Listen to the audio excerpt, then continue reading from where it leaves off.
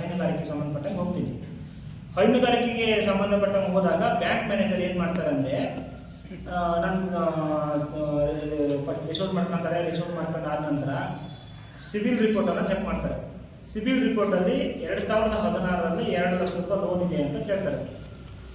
ಆಮೇಲೆ ನಾನು ಒಂದು ಸ್ವಲ್ಪ ಆ ಕಡೆ ಈ ಕಡೆ ನೋಡ್ತೀನಿ. ಯಾಕಂದರೆ 2016ರಲ್ಲಿ ನನ್ನ ಅಕೌಂಟೇ ಇಲ್ಲ, ಆಧಾರ್ ಕಾರ್ಡ್ ಇಲ್ಲ. ನಾವು ಯಾವುದೋ ಒಂದು ಪ್ಯಾಟಲ್ಲಿ ಪ್ಯಾಟ್ ಕಾಯಕ್ಕೆ ಹೋಗಿದ್ವಿ 2016ರಲ್ಲಿ. ಅದಕ್ಕಿಂತ ಹಿಂದಿನೇ ಯಾವಾಗ ನಡೆದು ತುಂಬ ಲೋನ್ ಆಗಿದ್ದಾವೆ, ಎಲ್ಲ ಮಾಡಿದ್ದಾರೆ.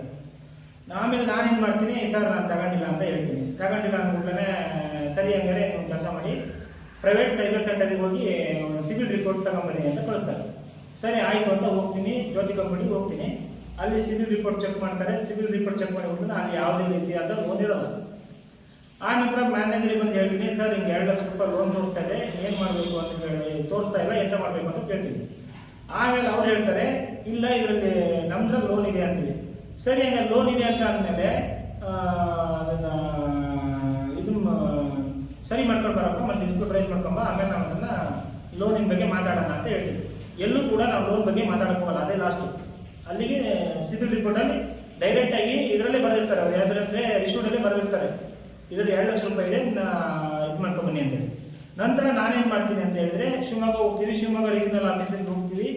ರೀಜನಲ್ ಆಫೀಸಲ್ಲೂ ಕೇಳ್ತೀವಿ, ಸರ್ ನಿಮಗೆ 2 ಲಕ್ಷ ರೂಪಾಯಿ ಲೋನ್ ಇದೆ ಅಂತ ಹೇಳ್ತಿದ್ದಾರೆ, ನಾನು ಬ್ಯಾಂಕ್ ಮ್ಯಾನೇಜರ್ಗೆ ಹೋಗ್ತಿದ್ದೀವಿ, ಲೋನ್ ಕೊಡ್ತಾ ಇಲ್ಲ ಅಂತ ಕೇಳಿದಾಗ ಅವ್ರು ಏನು ಮಾಡ್ತಾರೆ, ಇದು ಶಿವಮೊಗ್ಗ ಮ್ಯಾನೇಜರಿಗೆ, ಸಾಗರ ಮ್ಯಾನೇಜರಿಗೆ ಕಾಲ್ ಮಾಡ್ತಾರೆ. ಕಾಲ್ ಮಾಡಿದ ನಂತರ ಅವ್ರು ಏನು ಮಾಡ್ತಾರೆ ಅಂದರೆ, 2 ಲಕ್ಷ ರೂಪಾಯಿ ಲೋನನ್ನು ಇದೆ ಅಂತೇಳಿ ಒಂದು ಫೋಟೋ ಹೊಟ್ಟು ಕಳಿಸ್ತಾರೆ. ಅಧಿಕೃತವಾಗಿ ಎಲ್ಲೂ ಕೂಡ ಹೇಳಲ್ಲ, ನನಗೆ ಅಧಿಕೃತವಾಗಿ ಸಿವಿಲ್ ರಿಪೋರ್ಟಲ್ಲಿ 2 ಲಕ್ಷ ರೂಪಾಯಿ ಲೋನ್ ಇದೆ ಅಂತ ಎಲ್ಲೂ ಕೂಡ ಹೇಳಲ್ಲ, ರೇಟಿಂಗ್ನೇ ಕೊಡಲ್ಲ. ನಂತರ ನಾವೇನು ಮಾಡ್ತೀವಿ ಅಂದರೆ, ಲೀಡ್ ಬ್ಯಾಂಕಿಗೆ ಹೋಗ್ತೀವಿ. ಲೀಡ್ ಬ್ಯಾಂಕ್ನ ಫೋನ್ ಮಾಡಿ ಹೇಳ್ತಾರೆ, ನೋಡಪ್ಪ ನೀವು ಆ ಥರ ಅನ್ನಕ್ಕೆ ಬರೋಲ್ಲ, ಸಿಬಿಲ್ ರಿಪೋರ್ಟ್ ಕೊಡಿ ಅವರಿಗೆ, ಅವರು ಅದನ್ನು ಡಿಸ್ಪ್ಯೂಟ್ ರೈಸ್ ಮಾಡ್ಕೊಂಡು ಸಮಸ್ಯೆ ಬಗೆಹರಿಸ್ಕೊಂತಾರೆ ಅಂತೇಳಿ. ಆ ನಂತರ ನಮ್ಮ ಉಪಾಧ್ಯಕ್ಷರು ಮಂಜುನಾಥ್, ನಾನು ಮತ್ತು ನಮ್ಮ ಶಿವ ಅವರು ಒಂದ್ಸರಿ ಹೋಗ್ತೀವಿ.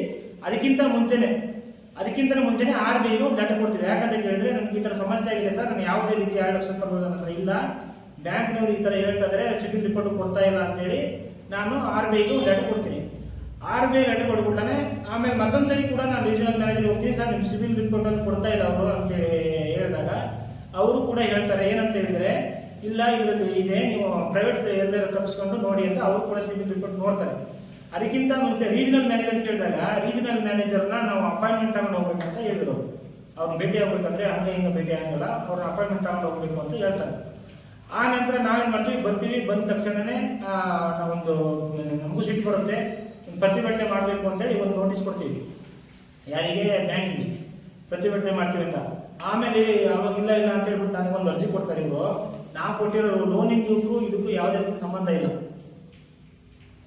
ನಾವು ಪ್ರತಿಭಟನೆಯಲ್ಲಿ ಕಾಣಿಸಿರೋದು ಅಧಿಕಾರಿಗಳು ಸರಿಯಾಗಿ ಮಾಹಿತಿ ಕೊಡ್ತಾ ಇಲ್ಲ, ಅಧಿಕಾರಿಗಳು ಬ್ಯಾಂಕ್ ಮ್ಯಾನೇಜರ್ ಸಿಬಿಲ್ ರಿಪೋರ್ಟ್ ಕೊಡ್ತಾ ಇಲ್ಲ ಅಂತ ಹೇಳ್ಬಿಟ್ಟು ನಮ್ಗೆ ಇದನ್ನು ಕೊಟ್ಟರೆ, ಇದನ್ನು ಕೊಟ್ಬಿಟ್ಟು ಇದನ್ನ RBI ಕೊಟ್ಟು RBIನವರು ಇವ್ರು ಹೇಳ್ತಾರೆ, ಏನಂತ ಹೇಳಿದ್ರೆ, ಇಲ್ಲ ನೀವು ನಮಗೆ ಲೋನ್ ಕೇಳಕ್ಕೆ ಬಂದಿದ್ರು, ಇವ್ರು ಯಾವುದೇ ರೀತಿಯಾದ ಪೋಷಕ ದಾಖಲೆಗಳನ್ನು ಕೊಟ್ಟಿಲ್ಲ ನಮ್ಮ ಬ್ಯಾಂಕಿಗೆ.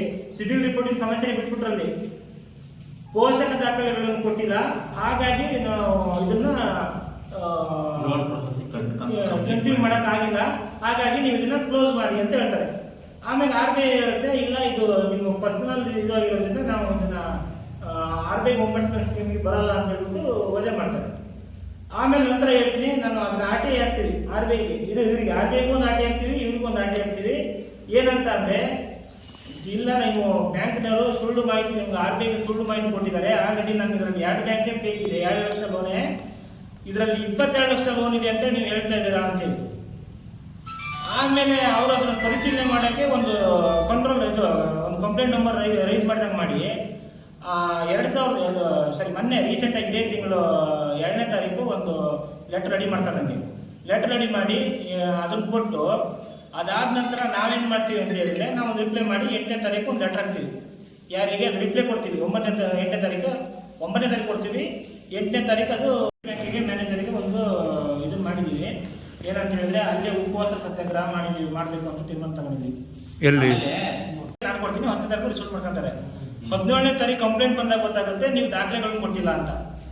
ಬ್ಯಾಂಕ್ನಲ್ಲಿ ಕೊಡಿಸಿರೋ ಲೆಟ್ರಿಗೆ ನೀವು ರಿಪ್ಲೈ ಕೊಟ್ಟಿಲ್ಲ ಅಂತ 17ರಲ್ಲಿ ಡಿಸಿಷನ್ ತಗೊಂಡಾಗ ಅವರು ಹೇಳ್ತಾರೆ, ನೀವು ಅದಕ್ಕೆ ಯಾವುದೇ ರೀತಿಯಾಗಿ ಬ್ಯಾಂಕಿಗೆ ನೀವು ಸರಿಯಾದ ರೆಸ್ಪಾನ್ಸ್ ಕೊಟ್ಟಿಲ್ಲ, ಹಾಗಾಗಿ ನಿಮ್ಮ ಕಂಪ್ಲೇಂಟ್ ಡೂಪ್ಲಿಕೇಟ್ ಅಂತ ಕ್ಲೋಸ್ ಮಾಡ್ತೀವಿ ಅಂತ ಹೇಳ್ತಾರೆ.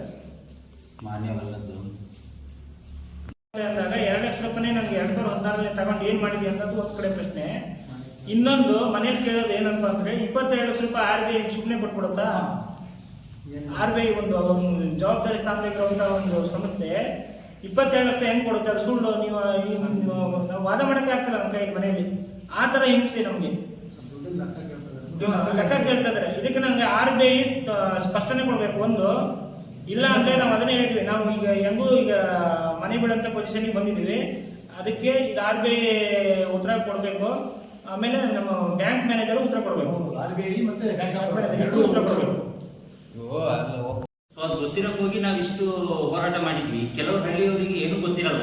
ಈಗ ಹೈನುಗಾರಿಕೆ ಅಂತ ಬರ್ತಾರೆ, ಏನೋ ಬ್ಯಾಂಕಿಂದ ಲೋನ್ ಕೊಡ್ತಾರೆ ಅಂತ ಹೇಳಿ ಬರ್ತಾರೆ. ಅವ್ರಿಗೆ ಇವ್ರು ಈ ತರ ಮಾಡ್ಬಿಟ್ರೆ ಅವ್ರು ನೆಕ್ಸ್ಟ್ ಸಿಬಿಲು ಚೆಕ್ ಮಾಡ್ಸಕ್ ಹೋಗಲ್ಲ ಪ್ರೈವೇಟ್ ಅಲ್ಲಿ. ಇವ್ರು ಹೇಳಿದ್ದೆ ಸತ್ಯ ಅಂತ ತಿಳ್ಕೊಂಡು ಮನೇಲಿ ಇರ್ತಾರೆ. ಸಮಸ್ಯೆ ಆಗೋದಂದ್ರೆ ಅಲ್ಲಿ ಪಾಪ ಅವ್ರಿಗೆ ಗೊತ್ತೇ ಇರಲ್ಲ. ಇನ್ಯಾವುದೋ ಲೋನಿಗೆ ಹೋದಾಗ ನಿಮ್ದೆಲ್ಲೂ ಲೋನ್ ಇಲ್ಲ ಕಂಡ್ರಿ ಅಂತ ಹೇಳಿದಾಗ ಆಮೇಲೆ ಅವ್ರಿಗೆ ಅನ್ಸುತ್ತೆ ಈಗ ಹೈನುಗಾರಿಕೆ ನಾನು ತಗೊಳ್ಬೇಕಿತ್ತು, ನನಗೆ ಅದರಿಂದ ಬೆನಿಫಿಟ್ ಬರ್ತಿತ್ತು ಅನ್ಸುತ್ತೆ. ಬಟ್ ಇವ್ರು ಮಾಡುವಂತ ತಪ್ಪುಗಳಿಗೆ ಇದು ಸಮಂಜಸವಾದಂಥದ್ದಲ್ಲ ಅಂತ ನಾವು ಹೇಳ್ತೀವಿ. ಆಮೇಲೆ ಅಲ್ಲಿನ ಬ್ಯಾಂಕ್ ಮ್ಯಾನೇಜರು ಅಷ್ಟೇ ಯಾವುದೇ ರೀತಿಯ ಬಂದು ಜನರುಗಳಿಗೆ ಸಪೋರ್ಟಿವ್ ಆಗಿಲ್ಲ ಅಂತ ಹೇಳ್ಬಿಟ್ಟು ಸುಮಾರು ಜನ ಇದ್ರ ಬಗ್ಗೆ ನಮ್ಮ ಹತ್ರ ಬಂದು ಚರ್ಚೆ ಮಾಡಿದ್ದಾರೆ. ಆ ನಂತರದಲ್ಲಿ ಕನ್ನಡದಲ್ಲಂತೂ ಮಾತಾಡಲ್ಲ. ಈಗ ಅವರಿಗೆ ಕನ್ನಡ ಬರಲ್ಲ ಅಂದಾಗ ಯಾರೋ ಒಬ್ರು ಅವ್ರ ಬ್ಯಾಂಕ್ ಸಿಬ್ಬಂದಿ ಕರೆದ್ಬಿಟ್ಟು ಟ್ರಾನ್ಸ್ಲೇಟ್ ಮಾಡಿ ಹೇಳ್ಬೋದು. ಈ ಪ್ರತಿಯೊಬ್ರು ಇಂಗ್ಲಿಷ್ ಕಲ್ತ್ಕೊಂಡೇ ಹೋಗ್ಬೇಕು ಅಂತ ಏನಿಲ್ಲ. ಕನ್ನಡ ಬರಲ್ಲ ಅಂದ್ರೆ ಇವ್ರು ಟ್ರಾನ್ಸ್ಲೇಟ್ ಮಾಡಿ ಹೇಳ್ಬೇಕು. ಇವರಿಗೆ ಕನ್ನಡದಲ್ಲಿ ಕೇಳಿದ ತಕ್ಷಣ ಇವ್ರು ರ್ಯಾಶ್ ಆಗ್ಬಿಡೋದಂತೆ, ಇಂಗ್ಲೀಷಲ್ಲಿ ಇಲ್ಲ ಆಗಲ್ಲ ಅನ್ನೋ ಲೆಕ್ಕಾಚಾರದಲ್ಲಿ. ಅದಕ್ಕೆ ಅವರು ಫಸ್ಟ್ ಸಾರ್ವಜನಿಕರ ಜೊತೆಗೆ ಅವ್ರ ಸ್ಪಂದನೆ ಚೆನ್ನಾಗಿರ್ಬೇಕು. ನಾವು ಇದ್ರ ಬಗ್ಗೆ ಈಗ ನೇರವಾಗಿ ಅವ್ರಿಗೆ ಪ್ರಶ್ನೆ ಮಾಡ್ತೀವಿ, ಆದರೆ ಇದೊಂದು ಮಾಹಿತಿ ಸಾರ್ವಜನಿಕರಿಗೆ ಇರಲಿ ಅಂತ ನಾನು ಹೇಳ್ತಾ ಇದ್ದೀನಿ.